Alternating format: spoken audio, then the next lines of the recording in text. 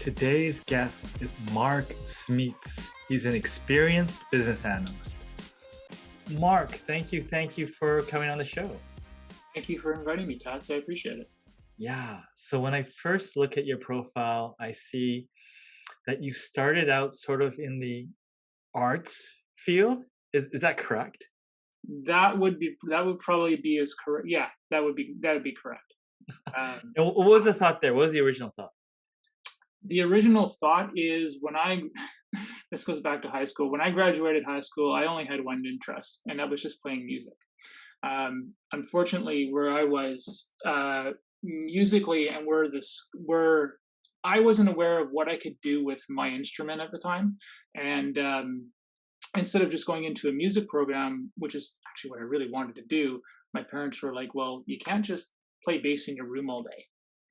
And of course, I was still pretty young, and so they're like, find something else. And stagecraft and theater was actually what I went into as sort of the quote unquote compromise, and it was an interesting experience to learn the inner workings of how a theater works or how a concert works, and to get the historical side of it as well. And yeah, that's sort of how that ended up working. And it was interesting because at that time in for the city, the film industry was booming, but I was never able to make that transition over from kind of that theater stage rat, so to speak, over into the film side. Why do you think? What's that? Why do you think you couldn't make the transition? I didn't.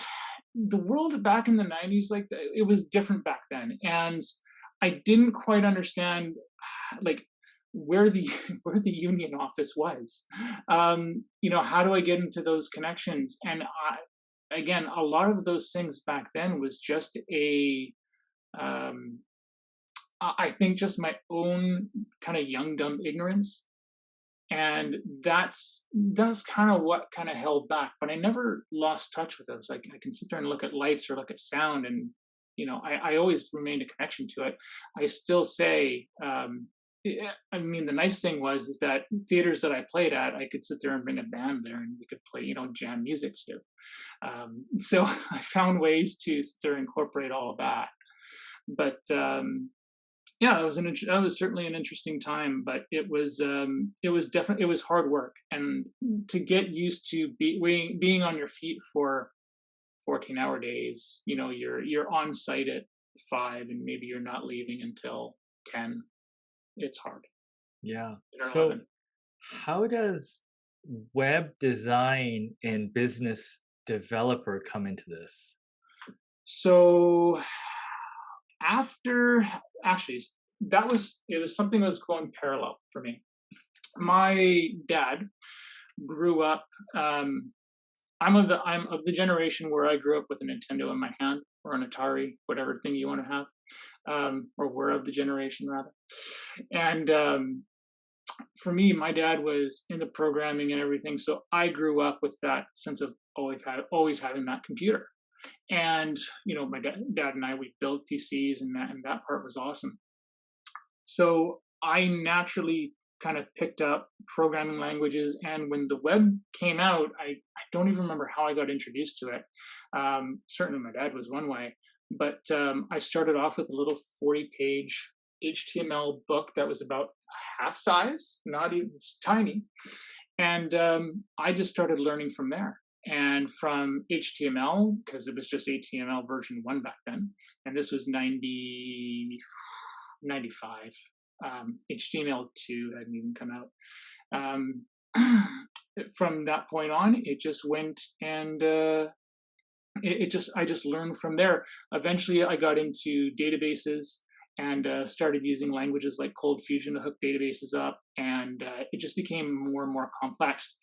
So my dad was active in a lot of circles, especially union circles, with his work, and I ended up falling with a union house, and did a bunch of websites for them. And that's basically how that sort of took off. I was freelancing. It was my own little company, And the one thing that I realized, the biggest learning thing, was that I'm horrible at sales. So don't ask me to don't ask me to be the one to tell you about uh, you know um, Oh, you put it out there. I have to ask you, how were you horrible? Was it just picking up the phone or the pitch or you're convincing clients away I from stuff? Like what was it? all of that was the work. It wasn't good. And really, as being such a young kid and being kind of that introvert that I was, that's all. It like that wasn't where I could shine, and I I was just happy coding.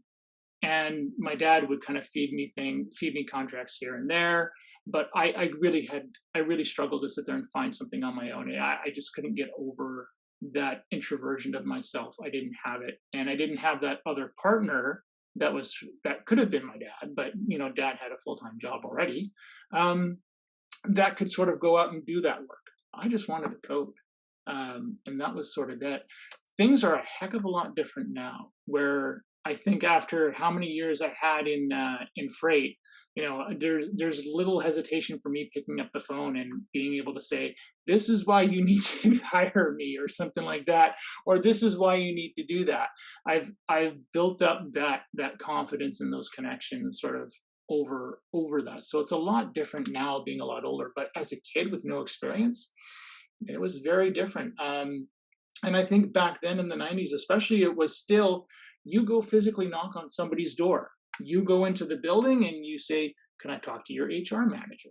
Or, can I talk to your general manager or something like that? That was it. Nowadays, it's completely different. Email, phones, or email, online calls, all these different things. There's just a myriad. There's a whole bunch of different ways to build your confidence and get yourself out there now. Yeah, yeah. When was that turning point where you kind of got over or started to kind of turn the tide in terms of being able to pick up the phone or doing things that you could characterize as being more salesy or proactive? It wasn't until probably until I actually started over at that would have been Loomis and Schenker, or actually, sorry, that would have been Loomis and DHL. When I got into customer service, because that's where I started in that department. Before I got into the tracing department, which is a whole other story, a fun story. Um, Taking in those calls and then building up the confidence to not only answer questions but investigate and say, "Oh, here's what's actually going on." Now you're convincing somebody that, what, the package may not be delayed, or the package is not lost, it's just delayed. I see a scan here, this is what's actually happening. Or the drivers, I just heard from dispatch, drivers down the street. Those little interactions built up the confidence over time, and you can begin to speak to that confidence. And I think in the case of logistics, in the logistics world, it sort of gives you um, that background, or not background, is the wrong word. I was going to say subject matter expert, but that knowledge, that intimate knowledge, and how to sell it. Um, if I was to look at this from a programming or website point of view, hey, I can hook a database up to a computer. And back in the 90s, and back 90s ish, whatever that wasn't something that people gravitated to. Like, why would you want to hook a database up? We're just happy we have a web ring, or we're just happy we have these little links, and or we have a fact. We have frequently asked questions. There was none of this stuff. Yeah. Nowadays, it's AWS, it's Azure, Snowflake, Google, this, that. Everybody's got a database. But when you're the one that sort of realized what you could do with a database, and nobody else is kind of paying attention, you're going, "Oh, I'm kind of the only one in the room here, guys. What's going on?" The the thing I visualize is, I mean, obviously with newer technologies, you're convincing people, but I guess being a part of a very fast moving area like logistics related or process oriented stuff, problems come up all the time. So you're constantly, shall I say, selling a solution. So I'm guessing that's what got over your sort of adverse reaction to doing it in the first place. Oh, absolutely. And I think even with like my time in the tracing department, and for anybody that wouldn't know, the tracing department of a carrier is where you look for lost packages. So I've dealt with Lord knows how many revenue bands in terms of customers and so forth. But when a package goes missing, it's like, someone's confidence is shaken. They want to sit there, be able to find it. Um, they want their documents, they want their, auger for their truck or something like that. Yeah. And uh, that's when you start to realize that when you're trying to sell something, sell a situation, it's like you have to be honest and lay the situation out. And you have to say, here's what's actually going on. We're going to look here, we'll look here, and we'll see what we can find out. And that involved myself going, down to the warehouse and physically looking through the conveyors and all that kind of stuff. But it also was, learning the layouts of the other facilities and asking the warehouse staff, what's your experience?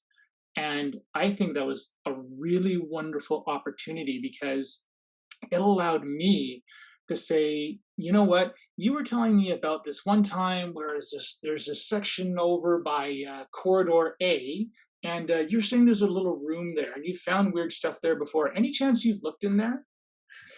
And those kinds of intimate knowledges and experience can absolutely increase whatever sort of selling proposition you've got. And it's amazing when you sit there and pick that up because you just sit there, you start to notice patterns and how warehouses work. It's like, why is this freight ending up in this place? It shouldn't be. And then you start asking more questions. And the funny thing is I remember when the supervisors put me in the tracing department for the first time. I'd only been with him for 3 months. And I asked him, I said, why are you putting me in the tracing department? I don't understand. Because it was a little intimidating. Everybody's going to yell at you when a package is lost, and that's not the case.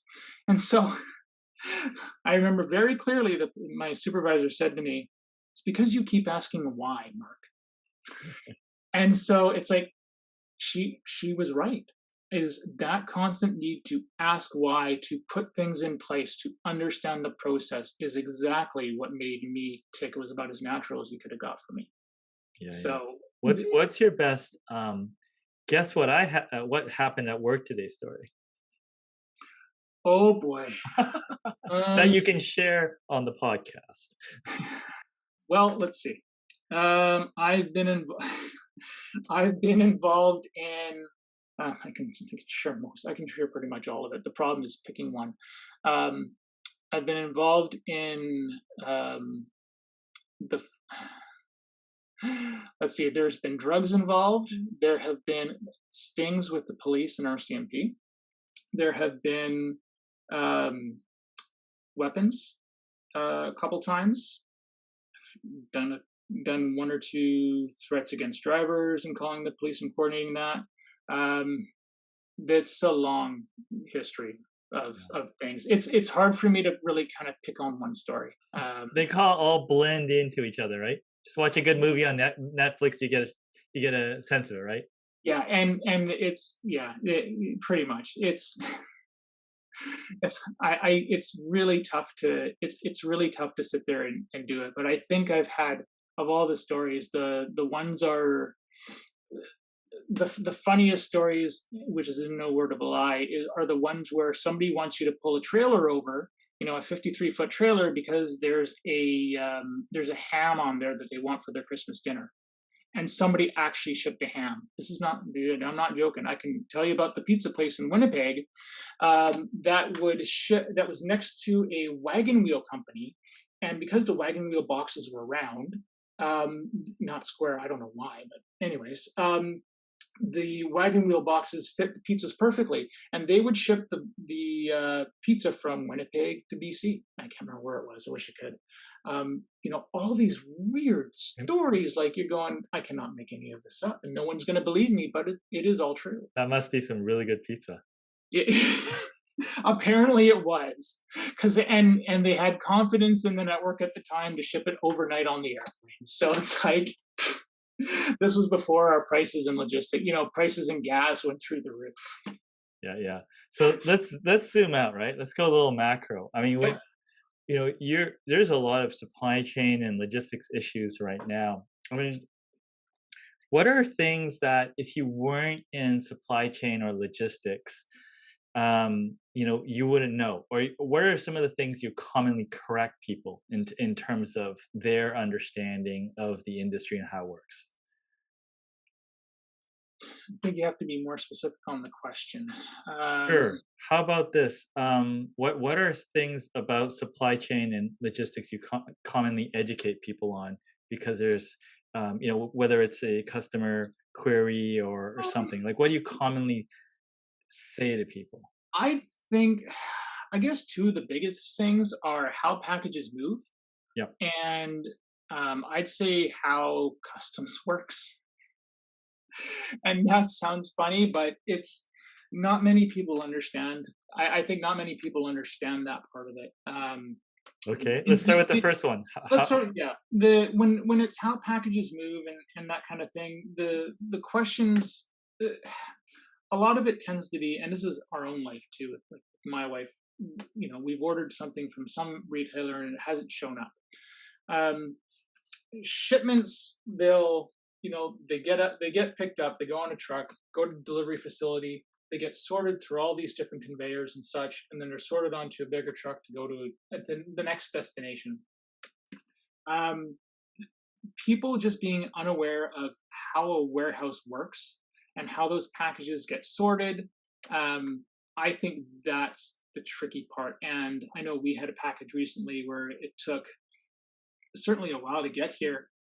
And one of the details I know as a fact about this company was that they consolidate all their shipments before they move them. So you may have ordered it, but it's not going to get there because it's waiting for the skid to fill up and then it'll ship.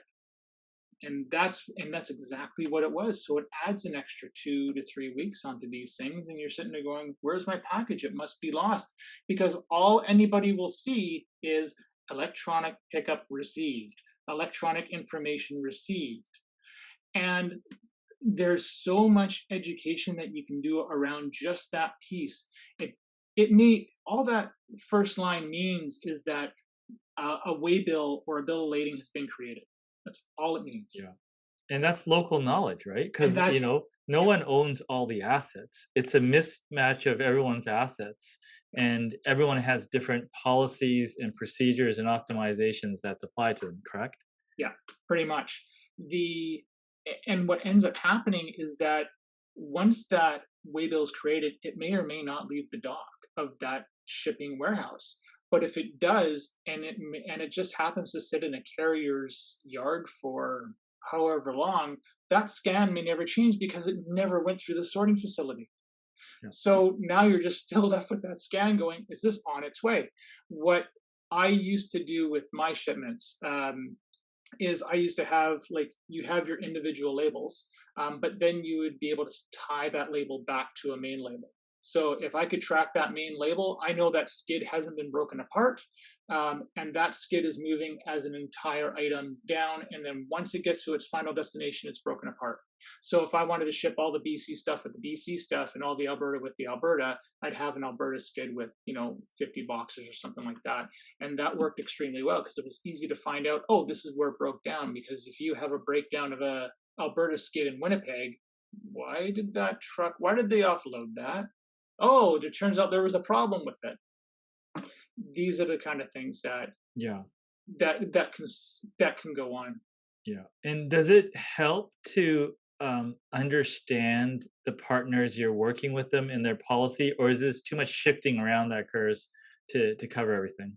No, you want to understand the policies and such. A lot of what happens, I think, with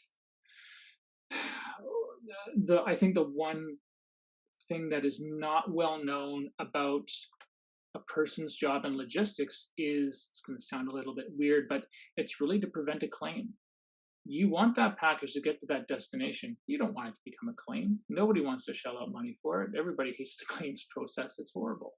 But there is so much investigation that needs to go on for that. Really, the tracing department needs to be renamed to the claims prevention department. That's what it is. So how does a the claims prevention department operate? Short version is that most of them, you know what, you make a phone call and you say, hey, my package isn't here yet. And yeah, I guess the one misnomer we can deal with right off the bat is that claims is not just about a damaged shipment that's arrived on site, right? It's a package that hasn't arrived, or something thereof. It's one of those two. But the once that phone call is made, you basically get a record with a description of what that shipment should contain, what it looks like.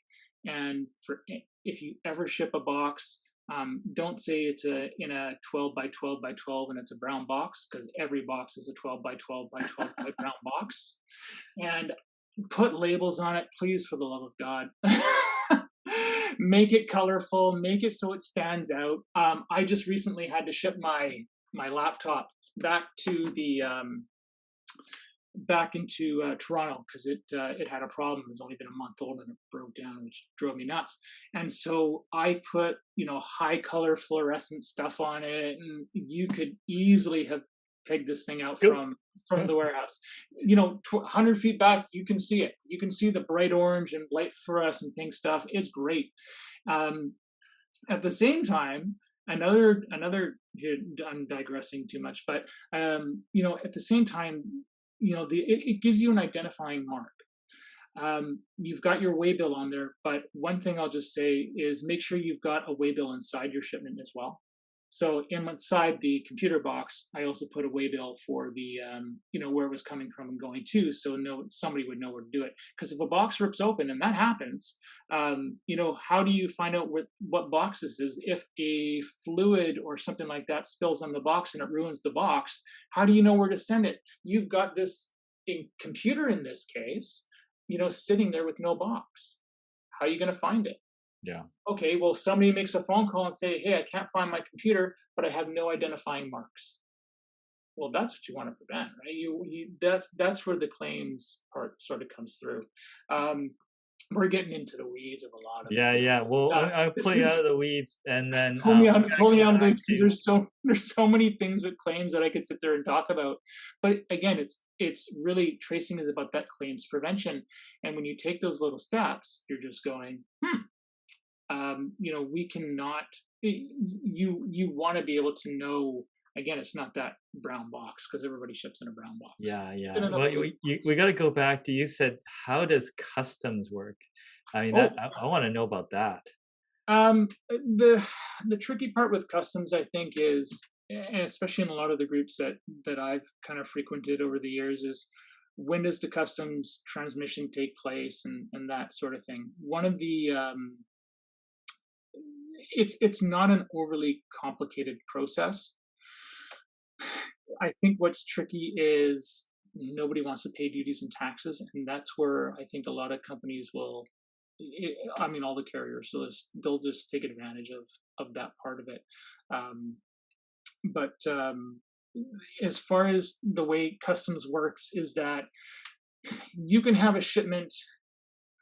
If you've got a shipment being picked up in the U.S. and it's coming into Canada, that shipment needs to clear customs. It needs to know that the documents that it's with, whether it's the commercial invoice or the performer invoice rather, complies with everything.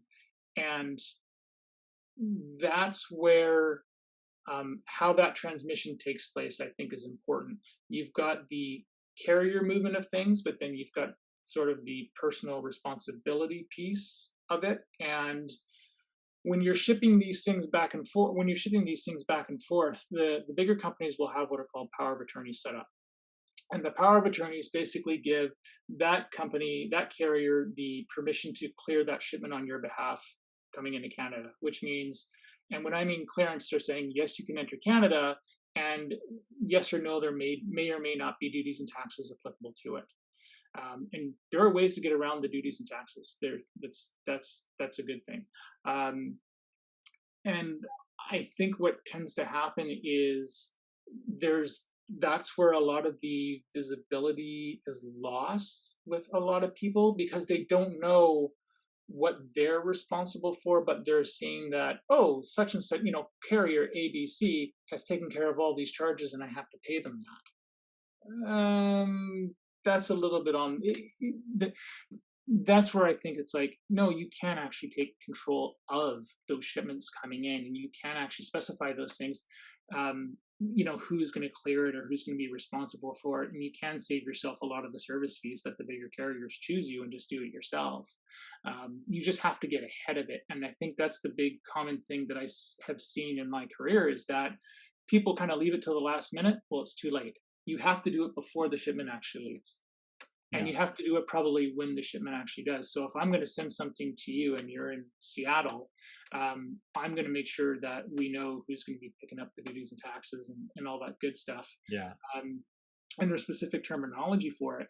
But Hey, you if we were to zoom out further, because yeah, there's a lot of detail here, because I yeah, know you've more recently been focusing quite a bit on sort of the business analyst side, which is yeah. more just taking a step up and then looking at process improvements and stuff like that. Walk me through some of those things. Like, what are the important things there for an organization? I think the important thing is to understand your process. The If you don't have an understanding of if you have a problem on your hands, have you actually walked yourself through the process? The first time you and I met and we had that conversation with your team, I remember at the end of the conversation you said, I thought we were going to talk about technology.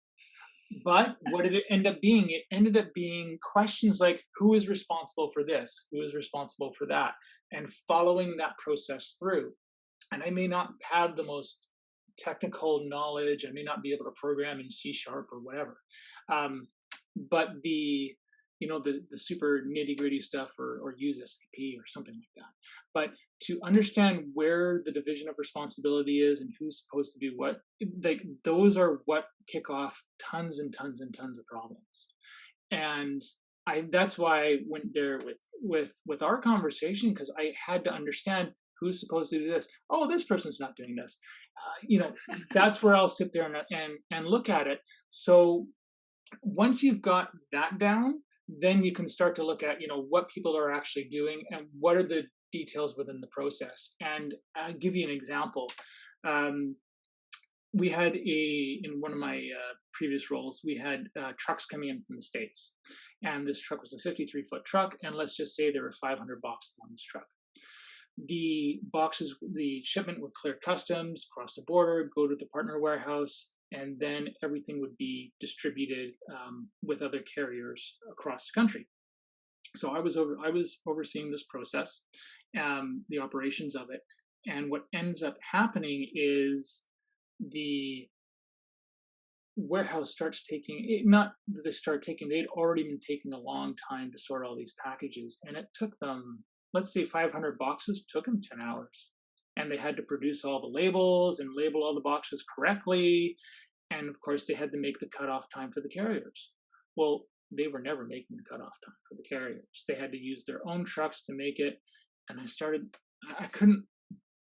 I knew it was a big task because, I mean, a truck full of boxes, it's a lot to do, a lot of manual labor.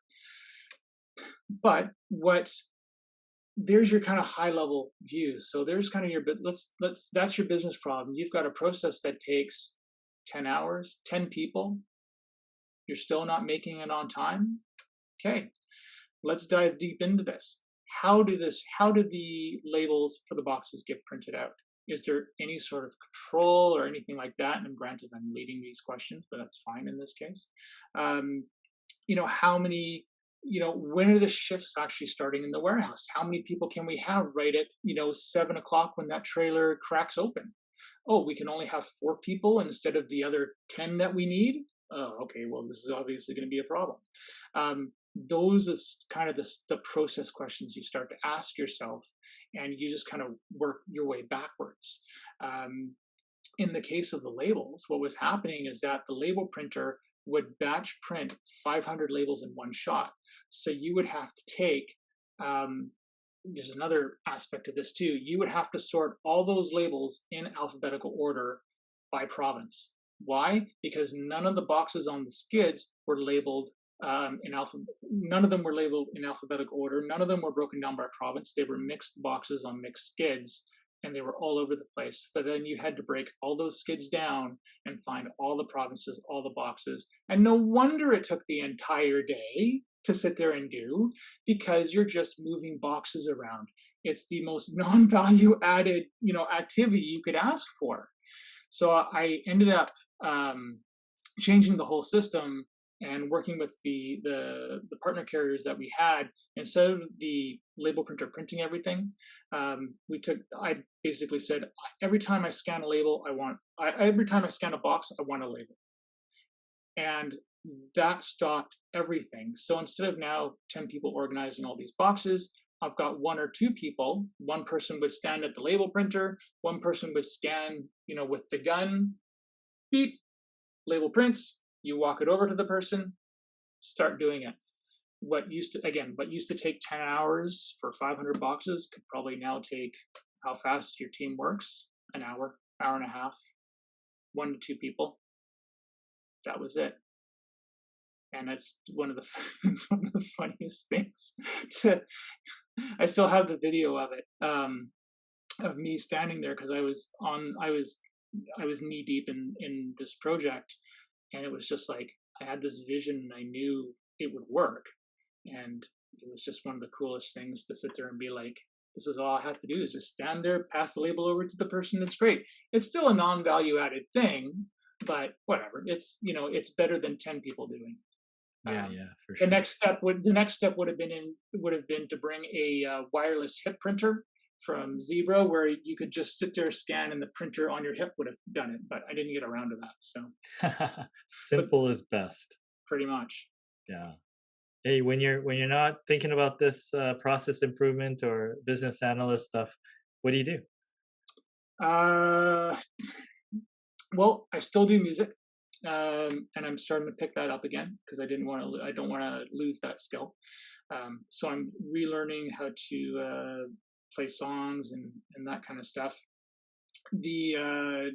I'm big into triathlons, and I got into that a couple years ago when my health was not so great, and been sitting in the office for far too long, and I had to get myself out of the office and moving around. So what was funny is that I started off at, oh gosh, 230 pounds, and in the span of, it took me a couple years, but I when did I start this whole journey?